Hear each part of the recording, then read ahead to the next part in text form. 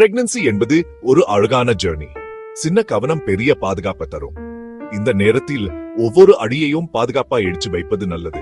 கர்ப்ப காலத்தில் காய்கறி, பழம், பால், புரதம் நிறைந்த உணவுகளை எடுத்துக் கொள்வது மிகவும் அவசியமான ஒன்றாகும்.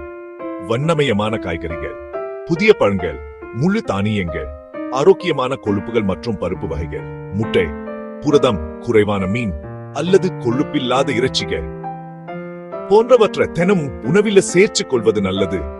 கால உணவை தவிர்க்க வேண்டாம். போலிக் அமிலம், இரும்புச்சத்து ஆகியவற்றை உங்கள் மருத்துவர் அறிவுறுத்தியபடி சரியாக எடுத்துக் கொள்ளுங்க.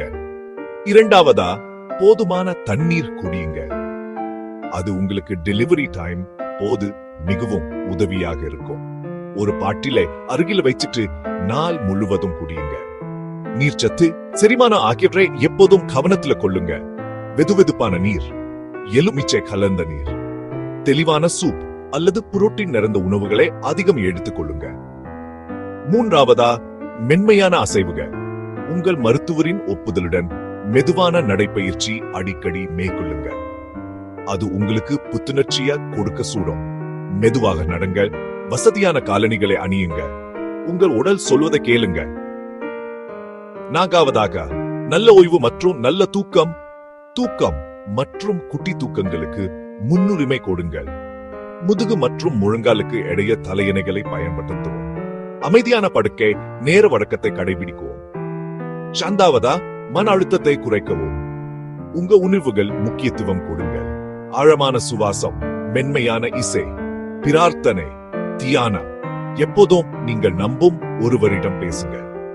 உங்கள் அமைதியை பாதுகாத்துக் கொள்ளுங்கள். ஆறாவதா, பரிசோதனைகளை தவறவிடாதீர்கள். வழக்கமான வருகைகள், ஸ்கேன் மற்றும் சோதனைகள், மருத்துவரின் அட்டவணை, மருந்து மற்றும் சப்ளிமெண்ட்ஸை பின்பற்றுங்கள்.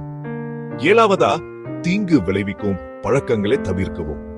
புகைப்பிடிக்க வேண்டாம், மது அருந்த வேண்டாம். நிலை புகையை தவிர்க்கவும். காப்பினை கட்டுப்படுத்துங்க. மருத்துவ ஆலோசனை இல்லாமல் மருந்துகள் அல்லது மூலிகைகள் எடுத்துக் கொள்வதை தவிருங்கள். இந்த வீடியோ பொதுவான தகவல்களுக்கு மட்டுமே. வலி, இரத்தப்போக்கு, கடுமையான தலைவலி, வீக்கம், காய்ச்சல், குழந்தையின் அசைவுகள் குறைதல் போன்ற இருந்தால் உடனடியாக மருத்துவரை தொடர்பு கொள்ளுங்கள். பயனுள்ளதா இருந்தா லைக் அண்ட் ஷேர் பண்ணுங்க. இன்னொரு தாய்க்கு உதவி ஆகலாம். உங்களை பார்த்துக் கொள்ளுங்க.